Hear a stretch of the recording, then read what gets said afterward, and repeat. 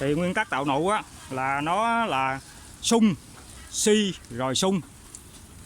Khi các anh chị mà dùng tạo nụ á, là các anh chị có thể làm cho nó si đi, thì lúc đó nó sẽ cái hàm lượng mà dinh dưỡng nó đưa lên lá nó không còn nữa, thì nó khựng lại, nó không tiếp tục phát triển lá nữa, mà bây giờ nó sẽ tiếp tục phát triển hoa, thì mình làm cho nó si đi.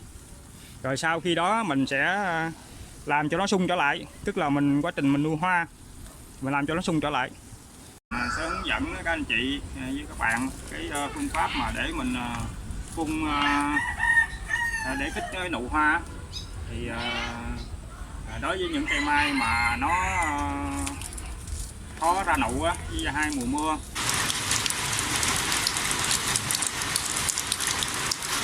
thì mình sẽ dùng một cái phương pháp kết hợp, và mình dùng cái siêu kết bông với cái siêu kết bông này với một cái chai, một cái lọ là NPK 6-30-30 cộng TE, thì mình dùng kết hợp với nó. Thì đối với những cái cây mai mà nó khó ra nụ á, thì các anh chị nên dùng bổ sung thêm, hoặc là các anh chị có thể dùng cái MKB chung, hoặc là nếu có không có MKB các anh chị dùng cái 6-30-30. Nhưng mà đối với những mùa mưa thì các anh chị mới sử dụng cái MKB, hoặc là nếu mà các anh chị có sử dụng cái MKB á, thì anh chị sử dụng cái liều thấp thôi. Thì cái MKB nó có tác dụng là nó chặn đọt, nó làm cho già cái lá đi. Thì cái hàm lượng mà lân với cái kali của nó cao á, mình dùng kết hợp với cái siêu kết bông này. Cái siêu kết bông này có công thức nó là 10-5-5-10. Thì khi đó kết hợp với MKB á, thì các anh chị sẽ có là nó cái kali ngoài sau nó cũng cao luôn. Hoặc là nếu mà không có MKB á, các anh chị cũng có thể thế là cái NPK mà loại 10-30-10 hoặc là 6-30-10 cộng TE. Thì đối với những cây mai mà nó khó ra nụ á, hoặc là vào tháng mưa mà cây mai nó đi đọt nhiều quá, đi đọt non nhiều quá, thì mình cần để chặn đọt có lại để cho nó tạo nụ, thì mình mới dùng cái kết hợp thêm cái thành phần này. Còn nếu mà những cây mai bình thường mà cây mai sung á, thì các anh chị không cần dùng thêm cái này, mà nếu mà có dùng các anh chị dùng cái liều lượng mà nó lọt thôi, nó thấp thôi, thì pha chung đó. Thì bản thân nó đã một cái gói siêu kết bông này á, thì các anh chị dùng á, thì nó đã đủ rồi. Tại cái loại mà siêu kết bông này á, nó là 10-5-5-10, thì cái bê giữa nó rất là cao.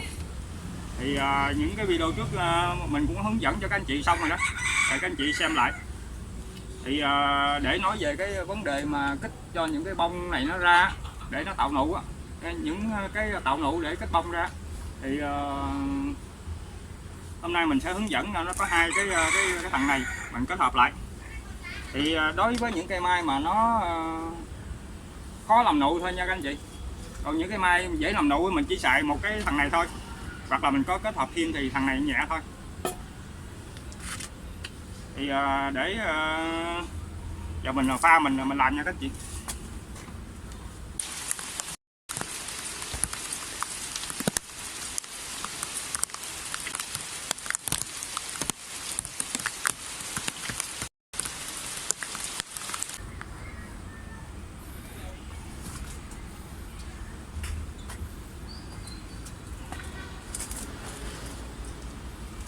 Mình dùng cái thằng lắp xanh này nè, rồi mình pha đó, mình pha với nước, mình cộng chung với cái thằng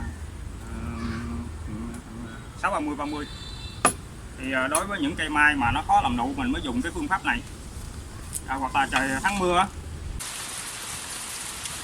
thì mình mới thêm thằng này. Còn nếu mà những cây mai mà nó dễ làm nụ và nó già lá rồi thì các anh chị chỉ dùng cái một loại thang này là được rồi. Tại trong này nó chứa 3 thành phần, cái gói này nó chứa 3 thành phần: to bông và dưỡng bông luôn. Bây giờ bỏ bộ mình pha nha.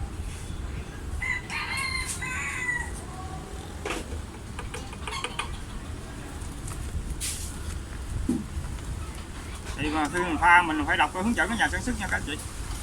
bao nhiêu á, cái lượng bao nhiêu á thì mình pha vô. Cái bình 16 lít đó thì nó cái gói này mình dùng 30g.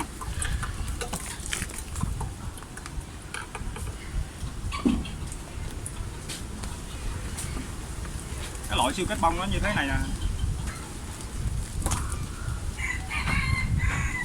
Rồi mình pha lên rồi mình chỉ phun lên, mình phun làm cho nó 2 đợt, mỗi đợt cách nhau là khoảng tuần lễ đến 10 ngày nha các anh chị.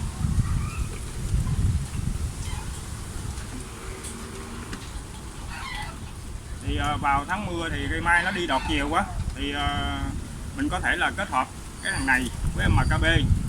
Còn nếu mà không có MKB thì các anh chị có thể dùng chung với thằng 630-30. Nhưng mà cái thằng này á, khi mà giai đoạn thứ 2 á đến thứ 3 là các anh chị mới xài cái thằng này. Còn giai đoạn đầu á thì mình chỉ xài cái hàm lượng nó thấp thôi.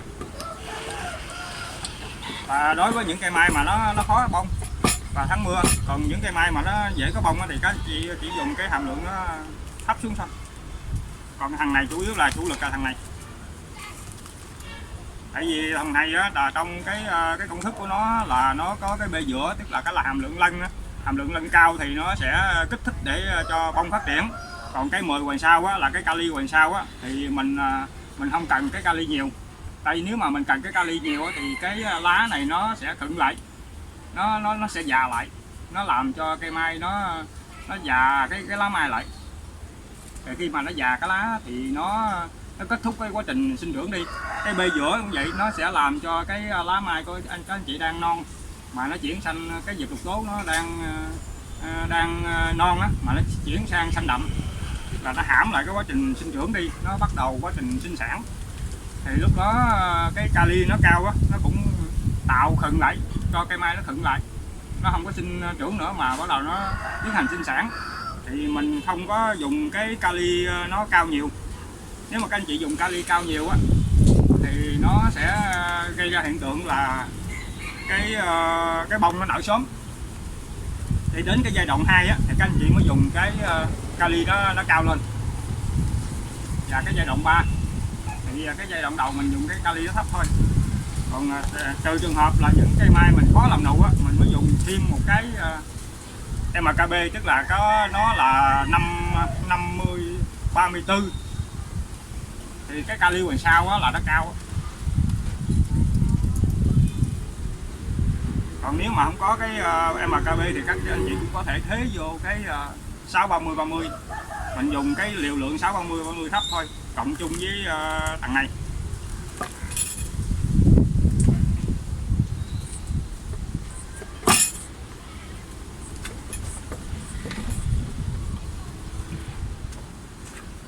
Rồi mình tiến hành mình phun.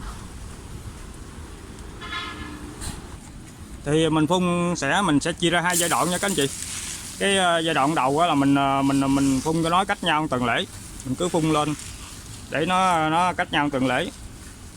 Thì cái video trước có hướng dẫn là các anh chị nếu mà những cây mai nào mà nó đã nụ nó đã tạo rồi á, thì mình dừng cái thời gian nó, thay vì rằm tháng 7 mình tạo nụ, còn nhà mình dừng thời gian nó lại cho khoảng 10 ngày, tức là khoảng ngày 25 tháng 7 á, thì mình hãy tạo nụ nó.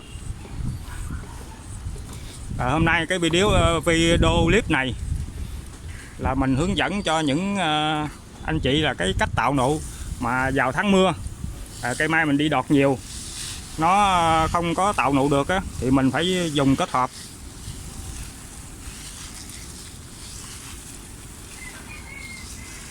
Mình dùng cái MKB là chủ yếu, là chủ lực của nó là để dùng để chặn đọt thôi. Còn cái chủ lực cái thứ hai nữa là cái siêu kết bông á, nó có công thức nó là 10-5-5-10 á, thì mình để dùng cho nó phát triển qua.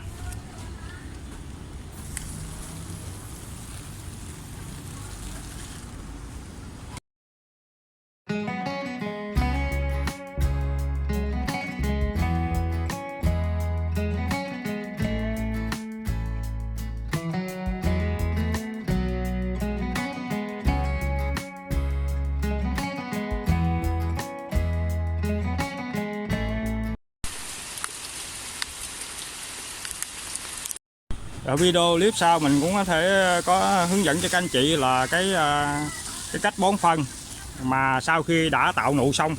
Mình sẽ ra một cái video clip là sau khi tạo nụ xong mình sẽ hướng dẫn các anh chị cách bón phân nào Thì nguyên tắc tạo nụ á là nó là sung si rồi sung. Khi các anh chị mà dùng tạo nụ á, là các anh chị có thể làm cho nó si đi, thì lúc đó nó sẽ cái hàm lượng mà dinh dưỡng nó đưa lên lá nó không còn nữa, thì nó khựng lại, nó không tiếp tục phát triển lá nữa, mà bây giờ nó sẽ tiếp tục phát triển hoa. Thì mình làm cho nó si đi, rồi sau khi đó mình sẽ làm cho nó sung trở lại, tức là quá trình mình nuôi hoa mình làm cho nó sung trở lại. Thì cái phương pháp tạo nụ nó là như thế. Trong những cái video clip trước mình cũng có hướng dẫn cho các anh chị á. Thì cái phương pháp để tạo nụ nó là như thế thôi. Thì các anh chị nào mà xem mà thấy hay á thì cho mình xin một like, một subscribe.